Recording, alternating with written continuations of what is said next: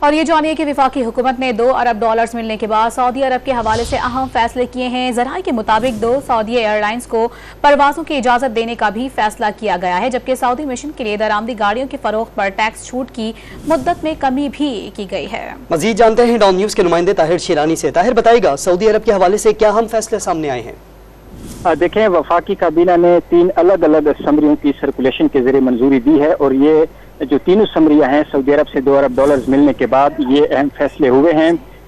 ایک سمری کے مطابق جو ریاض ایئر لائن ہے اس کو پاک سعودی روٹ پر نامزد کرنے کی منظوری دی گئی ہے۔ دوسری سمری میں سعودی فلائی عدیل کو بھی پاک سعودی روٹ پر نامزد کرنے کی منظوری دی گئی ہے۔ سعودی حکومت کی جانب سے یہ درخواست کی گئی تھی پاکستان سے، جس پر وفاقی کابینہ نے فیصلے کیے ہیں۔ اس کے ساتھ ایک سعودی جو سفارت خانہ ہے اسلام آباد میں، سعودی سفیر، ان کی جانب سے حکومت سے درخواست کی گئی تھی کہ جو درآمدی گاڑیاں ہیں جو سفارتی مشن کے لیے امپورٹ ہوتی ہیں ان کی فروخت پر جو 3 سال کی مدت ہے ٹیکس کے حوالے سے اس کو کم کر کے 2 سال کیا جائے۔ تو وزیر اعظم نے 6 جنوری 2023 کو اس کی منظوری دی تھی، لیکن اب جا کر اس فیصلے پر عمل درآمد کا فیصلہ کیا گیا ہے، اور اس کے تحت جو ٹیکس چھوٹ کی مدت ہے اس میں 1 سال کمی خصوصی کیٹیگری کے تحت دی جائے گی۔ گاڑیوں کی فروخت پر ٹیکس چھوٹ کی مدت 3 سال سے کم کر کے 2 سال کرنے کا فیصلہ کیا گیا ہے۔